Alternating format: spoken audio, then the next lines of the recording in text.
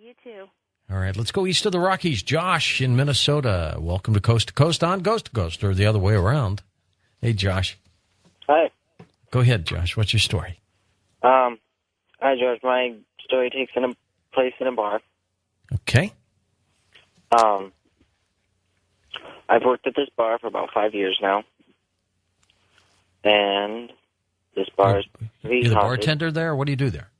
Well, I cook, I bartend. Cook everything. If whatever you have to do, you do. Yeah. Yeah, okay. And I've worked there for, like I said, 5 years. And I know the owners pretty well. And so the one day I was there with the owner, and she had her 2 granddaughters with her.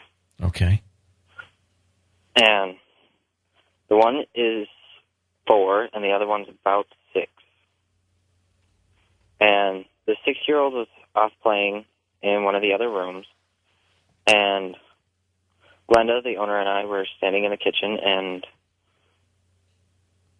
she had to go get something out of the back room, and she took the 4-year-old with her.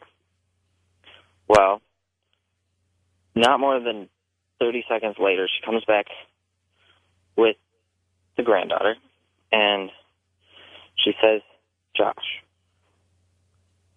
take Alyssa and go back into the beer room and ask her about the man.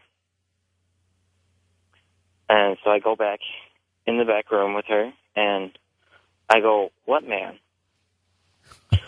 And she goes, that man over there. And she points over towards the corner. And I go, I don't see any man. She goes, he's right there. And so about this time, I'm wondering, what is she seeing? Who is she seeing? Right. And why can't I see him? Yeah. And I'm like, what's he look like? She's like, he's big. And I go, well, is he nice? She goes, no. Huh. And about the only thing that me and Glenda could come up with was that it was one of the previous bar owners, because this bar is pretty old. It's been around. Did the guy die in there? I've heard stories that he has, and I've heard other people say he hasn't. He didn't, I should say. And I've seen pictures of the previous bar owner, and people that knew him said he wasn't very nice. He was kind of mean. And That's the owner fascinating. before him was actually very nice and really liked kids. So we figured it was just a one, and oddly enough, his name is George. I love kids. I'm a good guy. All right, thanks, Josh. Next up, let's go to Ramon in Davenport, Iowa. Hey, Ramon. Hey, George. I got a real good ghost story. It pertains to my cousin that died in the early 80s. All right. And his niece. And he's still sticking around. The day he was buried, he came and visited by his little niece. He calls her Fleabag. And when and she hated it. Mean old Fleabag. She's pretty. I don't blame her. She talks good. But she said she told her grandma, my aunt, when my aunt asked her who she was talking to, she said uncle. My aunt goes, well, what do you say? She goes, he go bye bye. He go bye bye. He come play, he kiss, he go bye bye. So then finally, when I got to see her just recently, and she's all grown up, I asked her, I said, have you seen him in your dreams in like one of those old robes that priests would wear with the hood?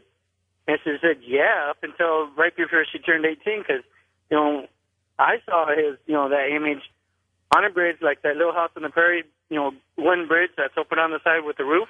Right. He would never let me cross it, because he told me, once I crossed it, I would not come back. And I was never able to see his hood, or his face, because it was under his hood. This is the only time I'll see his face is when I cross over.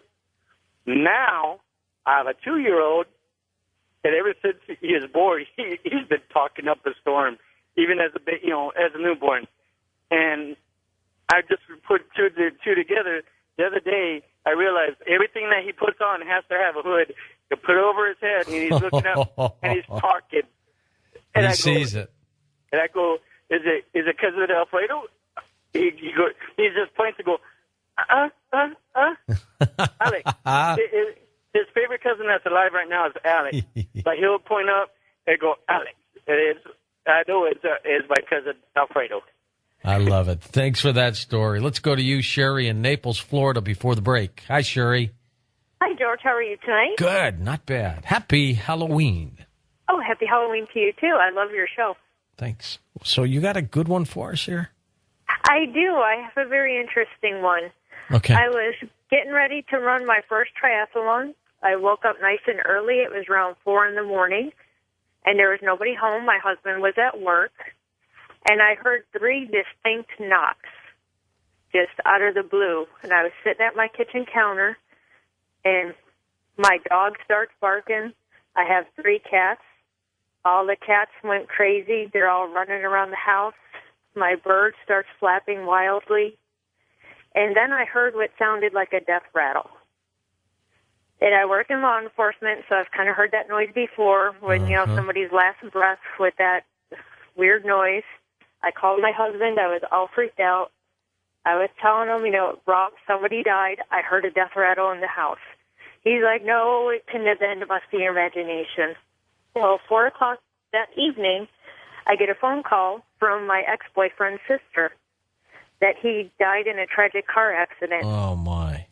And I think it was him telling me that he had passed on. And when you said, Sherry, you hear this death rattle, what does it sound like? It was just like a real raspy breath that just didn't sound good. And it was my sister. I called her to tell her what happened. And she said she woke up. He was a smoker. She smelled smoke at her house, like somebody was smoking cigarettes in her house. That's a great story. And I think he was telling us that he had passed on. You are now a believer in the other side, aren't you? Oh, yeah, I always have been, but that one really, it was creepy. All right. Thanks for that, Sherry. I want to take just a moment to tell you about the UFO Crash Retrieval Conference, and then we'll come right back for more ghost-to-ghost stories. Pretty chilling, by the way. It's going to be at the Tuscany Suites Hotel in Las Vegas, Nevada, Friday, November 7 through Sunday, November 9. I will be there Friday, November 7. You can register for this event at the ufoconference.com website. The meet and greet, which I will attend, will be Friday, 6:30 p.m. to 8:30 p.m. So go ahead and register and come on by. And then I've got to skedaddle out of there because we've got a live program Friday night at our KXNT studios in Las Vegas. So I'm looking forward to that. It's the 2008 UFO Crash Retrieval Conference put on by the Woods, and they are doing a remarkable job. Just some of the guests: Jim Mars, Nick Pope, Linda Moulton Howe will be with me, Richard Dolan, Stephen Bassett, Nicholas Redfern, Dr. Robert Wood, John Alexander, Don Schmidt, Kevin Randall, you name it. George Knapp will be the keynote speaker on Saturday night. I'll be back in a moment with more of your Ghost-to-Ghost calls on Coast to Coast AM. Don't forget, on this weekend's Coast to Coast, we'll have Ian Punnett on Saturday and the first Sunday of the month. I'll be doing the program here as well. We'll be right back in just a moment. Ghost to Ghost continues on Coast to Coast AM. This is Dr. Bruce Goldberg, and this is my ghost story. This is a true story. An elderly patient came to my office several years ago, just a week before Christmas, reporting a very major psychic attack. She would wake up every night at 3 a.m. This is the most common time for a demonic entity to attack people. And she would see a hideous gargoyle with glaring green eyes at the foot of her bed. I began working with her with psychic protection techniques and told her that this lower astral entity could be removed if all she did was move one of her fingers during the encounter. On Christmas Eve, she again was awakened at 3 a.m. and saw this demonic gargoyle-like entity. It was at the foot of her bed and slowly crept up to her body, inch by inch, and placed its scaly, long fingers around her throat and began to strangle her. She panicked. All she could hear were these weird noises, such as the rattling of chains, high-pitched screams. She could smell the odor of rotten eggs, and worse, the smell of burning